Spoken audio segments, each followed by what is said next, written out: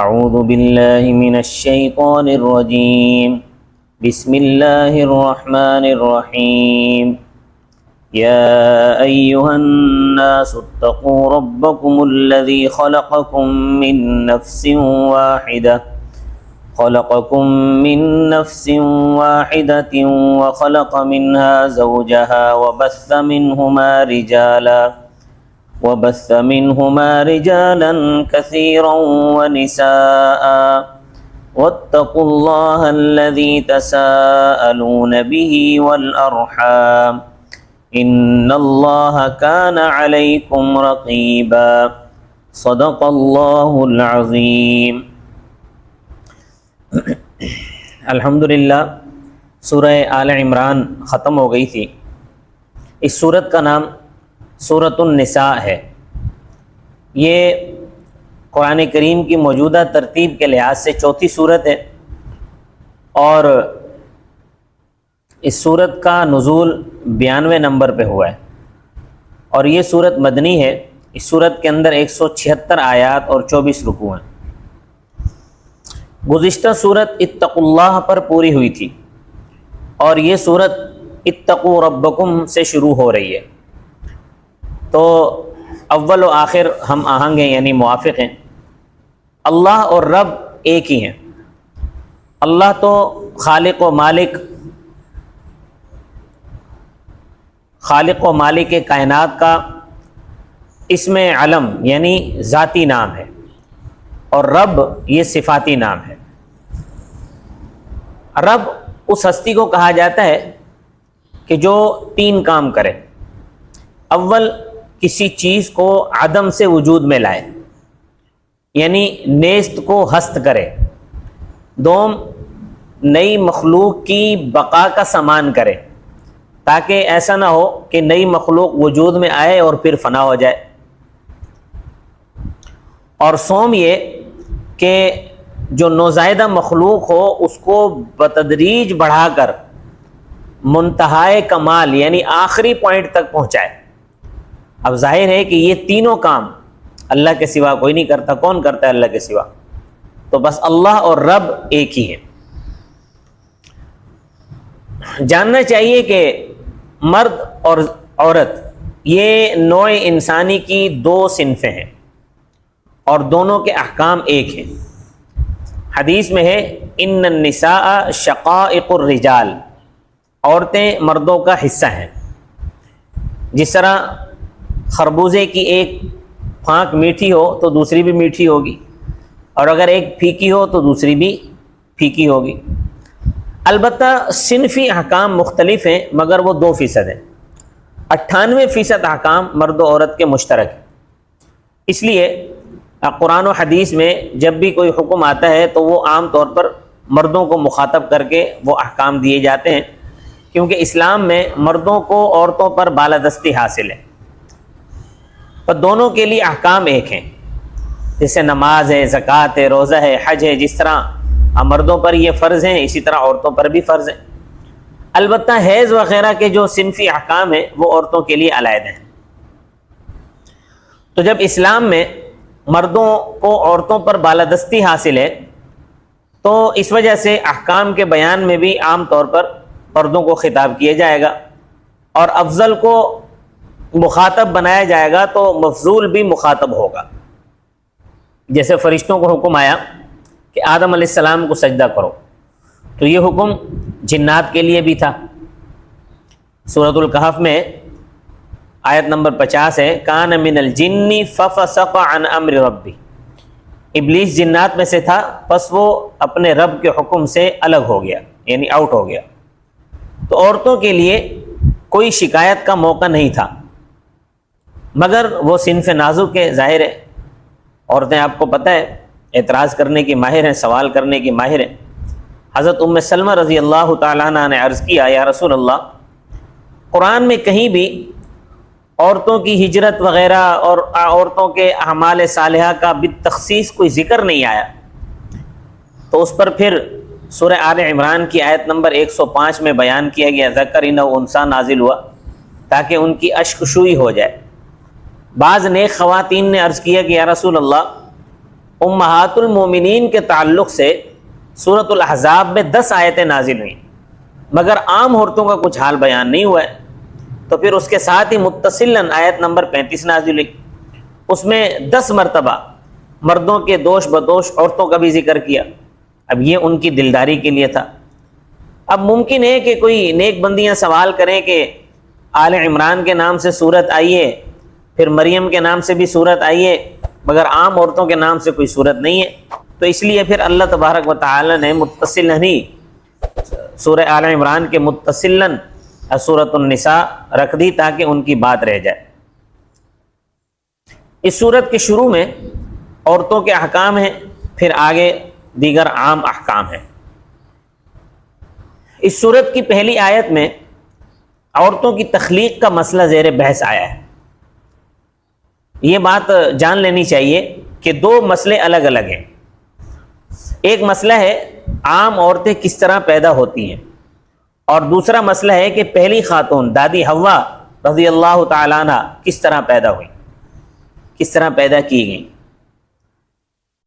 پہلا مسئلہ کہ عام عورتیں کس طرح پیدا ہوتی ہیں۔ عام خیال یہ ہے کہ ہر عورت شوہر کی پسلی سے پیدا ہوتی ہے، مگر یہ خیال بداہتاً باطل ہے، کیونکہ ہر بچہ مرد کے جرثومہ اور عورت کے بیضہ کے ملنے سے پیدا ہوتا ہے، لڑکا بھی اور لڑکی بھی۔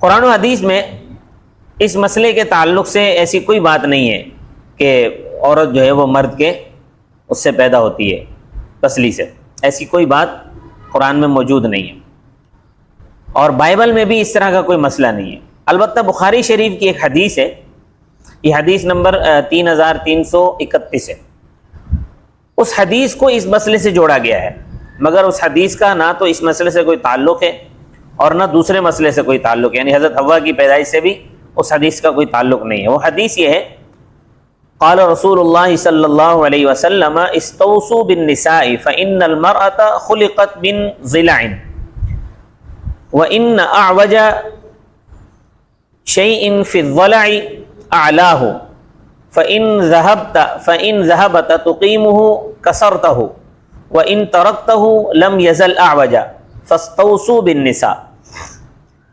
نبی کریم صلی اللہ علیہ وسلم نے فرمایا کہ عورتوں کے ساتھ اچھا برتاؤ کرنے کی میری وصیت قبول کرو، اس لیے کہ عورت پسلی سے پیدا کی گئی ہے، اور پسلیوں میں سب سے ٹیڑھی پسلی اوپر والی پسلی ہے، بس اگر آپ پسلی کو سیدھا کرنا چاہیں گے تو اس کو توڑ بیٹھیں گے، اس کو ٹیڑھا ہی رہنے دیں، وہ برابر ٹیڑھی ہی رہے گی، تو بس عورتوں کے ساتھ حسن سلوک کرنے کی میری وصیت قبول کرو۔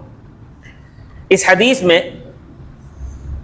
آپ صلی اللہ علیہ وسلم نے نسوانی فطرت بیان فرمائی ہے کہ نسوانی فطرت میں جو کجی ہے اس کی مثال پسلی ہے، اس کو پسلی کی مثال سے سمجھایا ہے کہ پسلی میں جو کجی ہوتی ہے وہ فطری ہوتی ہے، وہ کسی طرح ختم نہیں ہو سکتی، اگر کوئی اس کو سیدھا کرنا چاہے تو وہ ٹوٹ جاتی ہے، لیکن اس کی یہ جو کجی ہے یہ ختم نہیں ہوتی۔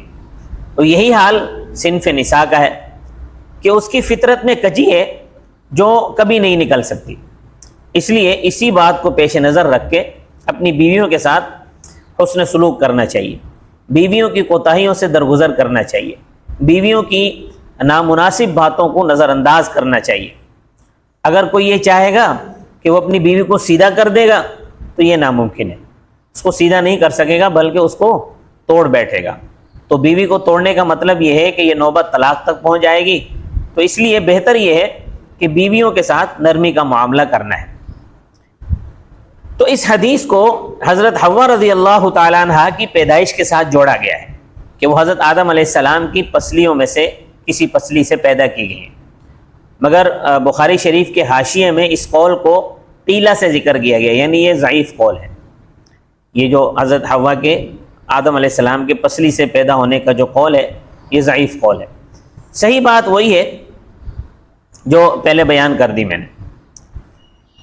اور بخاری شریف کے حاشیے ہی میں قاضی بیضاوی رحمۃ اللہ علیہ کے حوالے سے لکھا ہے انہن خلقن خلقا فیہن اعوجاج فکأنہن خلقن من اصل معوج کالضلع مثلا فلا يتهيأ انتفاع بهن الا بالصبر على اعوجاجهن، یعنی عورتوں کی بناوٹ ایسی ہے کہ ان کے مزاج میں کجی ہے، بس گویا عورتیں ٹیڑھی اصل سے پیدا کی گئی ہیں، مثلاً پسلی سے، بس ان سے فائدہ اٹھانا ممکن نہیں ہے مگر ان کی کجی پر صبر کرنے کے ذریعے، یعنی آپ ان کی کجی پر اگر صبر کریں گے، ان کے ٹیڑھ پنے پہ صبر کریں گے تو پھر آپ ان سے فائدہ اٹھا سکتے ہیں، ورنہ ممکن نہیں۔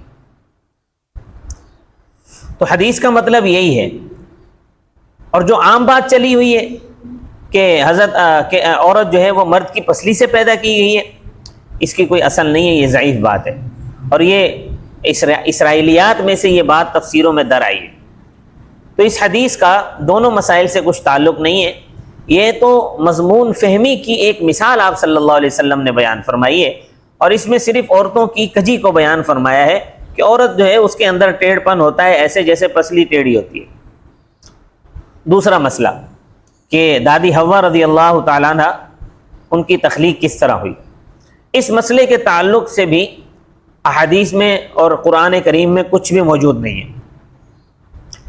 حدیث میں تو کچھ بھی موجود نہیں ہے، البتہ قرآن کریم میں اس کی تعبیر موجود ہے جو کہ جس کے دو معنی نکل سکتے ہیں، تو اس لیے قطعی طور پر کوئی بات نہیں کہی جا سکتی۔ البتہ یہ بات قطعی ہے کہ انسان دیگر حیوانات کی طرح مٹی سے ہی پیدا کیا گیا ہے، کوئی بلا واسطہ اور کوئی بالواسطہ۔ حضرت آدم علیہ السلام بلا واسطہ مٹی سے پیدا کیے گئے ہیں، ان کی تخلیق کے سلسلے میں قرآن کریم میں جو تعبیرات آئی ہیں، من طین لازق، چپکتی ہوئی مٹی سے، من حمأ مسنون، سڑے ہوئے گارے سے، من صلصال کالفخار، ٹھیکری کی طرح بجتی مٹی سے۔ تو یہ مختلف تعبیرات قرآن کریم میں آدم علیہ السلام کی پیدائش کے حوالے سے آئی ہیں، تو ان مختلف تعبیرات کو ملا کر کوئی واضح صورت سامنے نہیں آتی، سمجھ میں نہیں آتی۔ اور دادی حوا کے تعلق سے عام خیال یہ ہے کہ قرآن کریم کا یہ ارشاد خلقکم من نفس واحدۃ وخلق منها زوجہا، کہ تمام انسانوں کو ایک نفس سے پیدا کیا گیا ہے اور اس نفس سے اس کا جوڑا پیدا کیا۔ اس آیت میں نفس کا کیا ترجمہ ہے؟ تو نفس جو ہے یہ متعدد معنی کے لیے آتا ہے، روح کے لیے بھی آتا ہے، جسم کے لیے بھی آتا ہے، جی کے لیے بھی آتا ہے۔ عارف شیرازی رحمۃ اللہ علیہ نے اس کا ترجمہ جوہر کیا ہے، نفس کا ترجمہ جوہر کیا ہے۔ فرماتے ہیں بنی آدم اعضائے یک دیگر اند کہ در آفرینش زیک جوہر اند۔ ماہیت، اس کا ترجمہ ماہیت بھی کیا جا سکتا ہے، تو اگر ترجمہ نہ بھی کریں تو اس سے نفس ناطق بھی مراد لے سکتے ہیں۔ تو یہ انسان کی کلی طبعی ہے، اس کا وجود عالم اجساد میں اس کے افراد کے ضمن میں ہوتا ہے، مستقل وجود نہیں ہوتا، مگر عالم مثال میں اس کا مستقل وجود ہے۔ اس کو صوفیہ انسان اکبر کہتے ہیں۔ تو اسی طرح زوج کے بھی دو ترجمے ہیں، جس طرح نفس کے دو ترجمے، اس طرح زوج کے بھی دو ترجمے ہیں، بیوی اور جوڑا۔ زوج جو ہے وہ بیوی کو بھی کہتے ہیں اور جوڑا ہونے کو بھی کہتے ہیں۔ جوڑا کہتے ہیں کہ دو چیزیں مل کر کسی مقصد کی تکمیل کرتی ہیں، ان کو جوڑا کہا جاتا ہے۔ جیسے مثال کے طور پر آسمان اور زمین یہ جوڑا ہے، آسمان پانی برساتا ہے اور زمین جو ہے وہ اگاتی ہے، اس طرح اللہ جانوروں کے لیے معیشت کا انتظام فرماتے ہیں۔ اسی طرح دن اور رات یہ جوڑا ہے، اسی طرح کرتا پاجامہ یہ جوڑا ہے، اسی طرح دو جوتے یہ ایک جوڑا ہے۔ تو اسی طرح نر اور مادہ بھی جوڑا ہے، نر اور مادے کے ملاپ سے نسل پھیلتی ہے۔ تو اب سورۃ النساء کی جو پہلی آیت ہے اس کے دو مطلب نکلیں گے۔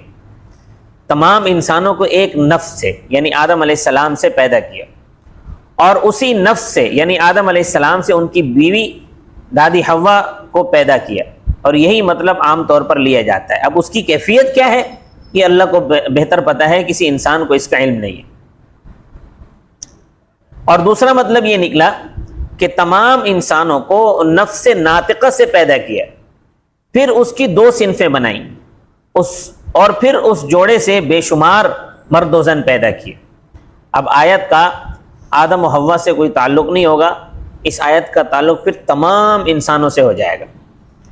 روح المعانی میں سورۃ النساء کی پہلی آیت کے حاشیے میں خود مفسر کا یہ کہنا ہے، حضرت ابو جعفر محمد بن باقر رحمۃ اللہ علیہ، جو کہ حضرت جابر رضی اللہ تعالیٰ عنہ کے شاگرد اور جلیل القدر تابعی ہیں، ان کی طرف منسوب کر کے ایک قول لکھا ہے کہ انہا خلقت من فضل طینتہ، کہ دادی حوا مٹی سے پیدا کی گئی۔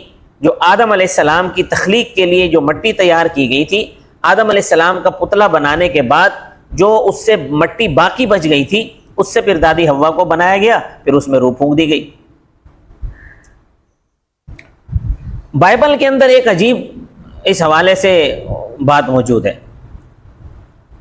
آدم علیہ السلام کی پیدائش اور دادی حوا کی پیدائش کے حوالے سے لکھا ہے، انہوں نے بائبل میں لکھا ہے، حالانکہ یہ بائبل وہی ہے جو کہ تحریف شدہ ہے۔ تو اس تحریف شدہ بائبل میں لکھا ہے کہ آدم علیہ السلام جنت میں پریشان رہتے تھے۔ ایک مرتبہ وہ سوئے ہوئے تھے، اللہ پاک کبوتر کی شکل میں آئے، اللہ پناہ دے کیسی کیسی تعبیرات انہوں نے بائبل میں داخل کر دی ہیں، اور آدم علیہ السلام کی بائیں پسلی سے ایک جز کاٹ کر لے گئے اور دادی کو بنا کر بھیج دیا، اس سے دادا کو سکون حاصل ہوا۔ تو پھر بائبل کی یہی بات ہماری تفسیروں میں بھی در آئی، اور آیات کی عام تفسیر پھر یہی کی جانے لگی۔ تو یہ بات جاننی چاہیے کہ فی الحال مخلوقات تین طرح کی پیدا ہو رہی ہیں۔ اول کیڑوں کی طرح ڈائریکٹ، جیسے کیڑے زمین سے مٹی سے ڈائریکٹ پیدا ہوتے ہیں، تو کیڑوں کی طرح ڈائریکٹ بے شمار مخلوقات مٹی سے پیدا ہو رہی ہیں، ان میں توالد و تناسل نہیں ہوتا، وہ اپنی مدت پوری کرتے ہیں، اس کے بعد ختم ہو جاتے ہیں۔ اس کی مثال آپ دیکھیں کہ برسات میں بے شمار کیڑے جو ہے وہ اسی طرح پیدا ہوتے ہیں، اور جیسی ان کی مدت ختم ہوتی ہے تو وہ بھی ختم ہو جاتے ہیں۔ دوم کچھ مخلوقات وہ ہیں کہ جو ڈائریکٹ مٹی سے بھی پیدا ہوتی ہیں، آج بھی پیدا ہوتی ہیں، لیکن ان میں توالد و تناسل کا سلسلہ بھی ہوتا ہے، جیسے مچھلی، مینڈک۔ کسی تالاب میں اگر کچھ عرصے تک پانی کھڑا رہے تو اس تالاب کے اندر مچھلیاں بھی پیدا ہو جاتی ہیں اور مینڈک بھی پیدا ہو جاتے ہیں، پھر وہ انڈے دیتے ہیں، پھر ان سے ان کی نسل آگے چلتی ہے۔ اس کا ہم مشاہدہ کر سکتے ہیں کہ جن تالابوں میں پانی کھڑا رہے زیادہ عرصے تک، وہاں مٹی سے جو ہے یہ مچھلی ڈائریکٹ پیدا ہوتی ہے اور مینڈک بھی ڈائریکٹ پیدا ہوتے ہیں، پھر وہ انڈے دیتے ہیں، پھر ان سے نسل کا سلسلہ چلتا ہے۔ دوسرا تیسری قسم کی جو مخلوقات پیدا ہو رہی ہیں وہ ہیں بڑے حیوانات۔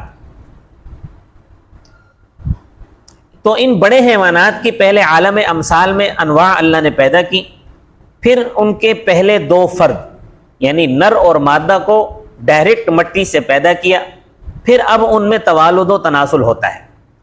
اب ان بڑے حیوانات کا کوئی فرد بھی ڈائریکٹ مٹی سے پیدا نہیں ہوتا۔ اب یہ مسئلہ حل ہو گیا کہ مرغی پہلے ہے یا انڈا۔ یہ عام طور پر یہ سوال کیا جاتا ہے نا کہ مرغی پہلے پیدا ہوئی یا انڈا پہلا پیدا ہوا، تو یہ اس کا جواب یہ ہے کہ مرغی پہلے ہے، کیونکہ اللہ نے ان حیوانات کو ڈائریکٹ مٹی سے پیدا کیا ہے، تو مرغی پہلے پیدا ہوئی، یعنی پہلا مرغا، پھر اس کے ساتھ مرغی پیدا ہوئی، مٹی سے پیدا کیے گئے، پھر جب نر اور مادے کا ملاپ ہوا مرغی نے انڈے دیے اور پھر اس سے اس کے بچے پیدا ہوئے۔ تو انڈا بعد میں پیدا ہوئے، مرغی پہلے پیدا ہوئی ہے۔ یہ بات آپ حضرات یاد رکھیں، تو آپ کو ہمارے درس قرآن کی برکت سے اس بات کا جواب بھی مل گیا۔ اور ڈارون کا خیال یہ ہے کہ انسان بندر سے ترقی کر کے بنائے۔ سوال یہ ہے کہ حیوانات کی جو دیگر انواع ہیں وہ پھر کس طرح بنی ہیں، بلکہ دیگر انواع کو چھوڑیں، خود بندر کس طرح بنا ہے۔ تو اگر ان حیوانات کے یعنی اگر بندروں کے بھی پہلے دو افراد کی پیدائش مٹی سے مان لی جائے تو پھر یہی بات انسان کے تعلق سے اگر ڈائریکٹ مان لی جائے تو اس میں کیا حرج ہے، کیا پریشانی ہے۔ اور بائبل کی جو بات ہے، میں نے پہلے ہی عرض کر دیا کہ بائبل چونکہ تحریف شدہ ہے، تو اس میں جو یہ بات ہے کہ دادی حوا جو ہے وہ جنت میں پیدا کی گئی، اس کی یہ بات بھی غلط ہے، کیونکہ سورۃ البقرہ میں اس بات کی صراحت ہے کہ دادی حوا بھی زمین پر ہی پیدا کی گئی۔ ارشاد ہے قلنا یا آدم اسکن انت وزوجک الجنہ، آدم علیہ السلام کو فرشتوں سے سجدہ کرانے کے بعد حکم ملا کہ آدم تم اور تمہاری بیوی جنت میں ٹھہرو، تو جنت میں تو پیدا نہیں کی، جنت میں بعد میں داخل ہوئی. اور پھر جنت، اچھا بائبل میں یہ ہے کہ جنت میں آدم علیہ السلام سوئے ہوئے تھے، جنت تو سونے کی جگہ نہیں ہے کیونکہ نیند آتی ہے تھکن کی وجہ سے، اور جنت میں تھکن نہیں ہے، اس لیے تورات کی بات محمل ہے. تو اسی کی روشنی میں آیتوں کی تفسیر کرنا بھی ٹھیک نہیں ہے. یہ سورۃ النساء کا اور عورتوں کی تخلیق کے حوالے سے تھوڑا سا تعارف تھا، تھوڑا سا نہیں بلکہ میرے خیال میں کوئی لمبا ہی ہو گیا ہے. اللہ تبارک و تعالی مجھے اور آپ کو سمجھنے کی توفیق عطا فرمائے. وما علینا الا البلاغ المبین.